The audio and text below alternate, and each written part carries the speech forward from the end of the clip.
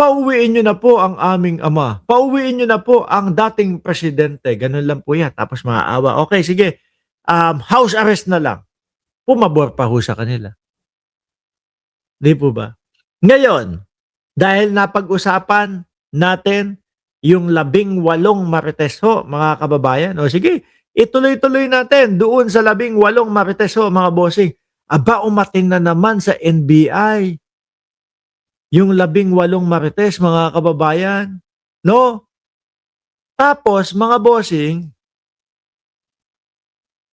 sabi dito ni Matibag, na director po ng NBI, 6 sa 18 na ex-marine ang lumagdalang sa statement sa NBI. Bakit ganun? Yung iba takot. Takot makasuhan ng perjury. Anak ng putik naman kayo. Ano trip ninyong 18 marites kayo? Isama mo si Baligod at isama mo itong si Mike Defensor. Kumbaga, yung style nyo ang masusunod. Kung ano ang trip nyong gawin, yun lang ang trip nyong gawin. Hindi kayo susunod doon sa tamang proseso. Aba, tatanungin din namin kayo, gago ba kayo? Kaya lagi pong natin tinatanong, gago ba kayo? Kasi yung estilo ninyo, panggago nga. Oh, bakit natatakot pumirma, lumagda? Kung alam nyo na totoo yung mga sasabihin ninyo. Sabi ni Shiro Kansaki, 18, dating lalaki. Ngayon, ano na? Alos ng yagballs. Oh. Sabi dito, mga kababayan, Manila, Philippines, only 6 of 18 alleged former Marines signed their written statement during one-on-one interview with the National Bureau of Investigation, NBI, because their counsel wanted to review these first, according to Director. Aba, gago yata kayo talaga. Diba? Pero yun, nanggaling na sa bibig ninyo na mismong kayo yung nandoon sa lugar, na mismong kayo yung naka-experience. No? Tapos ayaw nyo lagdaan. Bakit? Hinaharang kayo nung legal counsel ninyo? I-review nung legal counsel? Ano yung gago kayong lahat? Kayo na nga yung mismong nagsabi.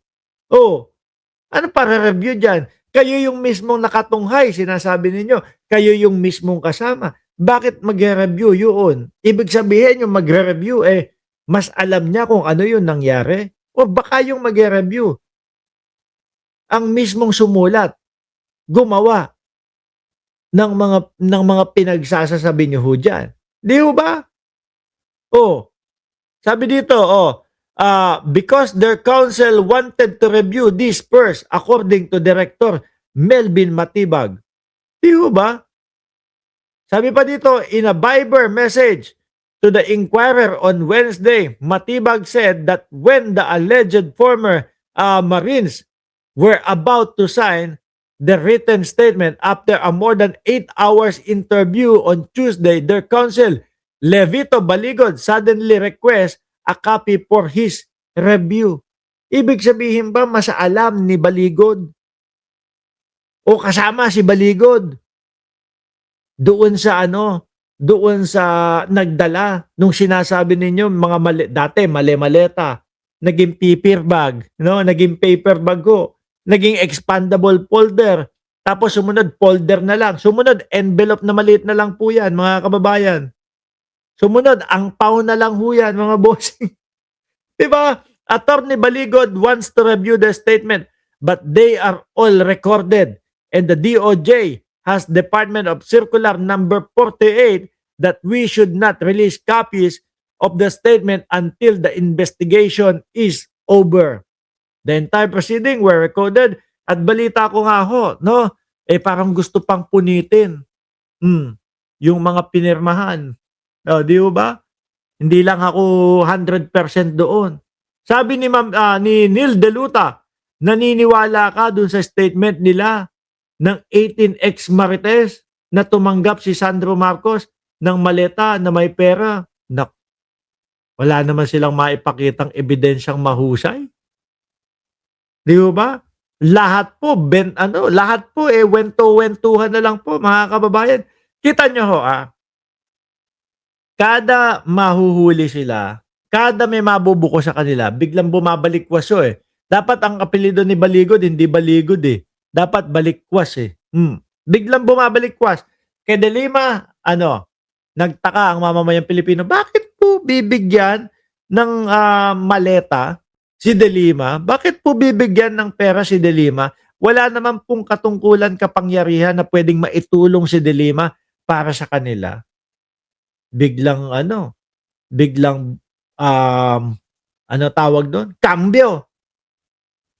Nung kumambyo ho mga kababayan, ay naku, na-oversight lang si De Lima, 'no? Eh, naririnig ko kasi, kasama doon sa mga ICC. 'Di ba? Kay Trillanes, baka magsuntukan pa 'tong mga putang inang mga 'to, eh. Kasi bakit 'to, mga kababayan? Biruin mo yung iba ang sinasabi, nakita po namin si Senador Trillanes, 'di ba, na tumanggap ng pera tapos ibibigay sa ICC. Iba naman sa kanila, ano sabi? Hindi naman daw po mismong nakita si Trillanes na may tinanggap na pera or whatever. O 'di ba? Ano pa mga kababayan, yung dalawa naman na kasamahan nila, ilan ang dinala niyo, na maleta kay Bongbong Marcos? Yung isa sabi 3. Tapos tinanong naman yung isa, "Ilan ang dinala niyong maleta kay Bongbong Marcos?" 5. O kung di ho naman ba mga tarantado, puro katarantaduhan ho po mga pinagsasasabi. O 'di ba?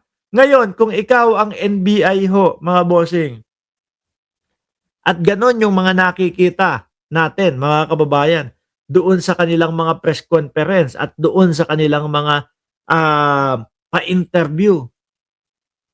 Hindi mo ba mas lalong titindihan yung cross-examination diyan sa mga 'yan, kung ano talaga ang pakay, kung ano ba talaga ang trip ho nila mga kababayan? 'Di po ba? Oh, sabi, ni Sir Archie Berroya, puro salsal sila. Sorry. Ano ba? Puro satsat. Sorry po, 'no? Puro satsat sila. Mismo, sabi nga ni Marcoleta, mention sa sarili niya, may hawak na docu ng script niya. Sobra ka naman makapagmura kay Marcoleta, sir. May discount daw ng 2 maleta kay Paulo Duterte. Galing ng script, Mark Ramos. Connect the dot lang yan. Saldico, Mike Defensor, Marcoleta, 18. Marites, 2 babaeng witness, Gutesa, iisa ang tono at script, tanim witness. Ang pinagbabasihan lang po niyan, yung video na lumabas. No? Yung video na lumabas ho, mga kababayan, galing kay Saldico. Yan lang! At wala na silang ibang papaikot-ikutin diyan kasi magkakagulo-gulo na ho, mga bossing. No? Malilito na ho lahat, mga kababayan. Pagka meron pang iba silang ginawang kwento diyan. Diyan na lang po sila iikot. 'Di ba? Ewan ko ba sa kanila. Yung nag-iisang Gutesa ho, mga bossing, yung nag-iisang Gutesa, mga kababayan, biruin mo, ano na yun, tawag dito, sandali, nagkokontra-kontra na. Nagkokontra-kontra yung nag-iisang Gutesa, no? Salaysay niya versus salaysay niya ho, mga kababayan.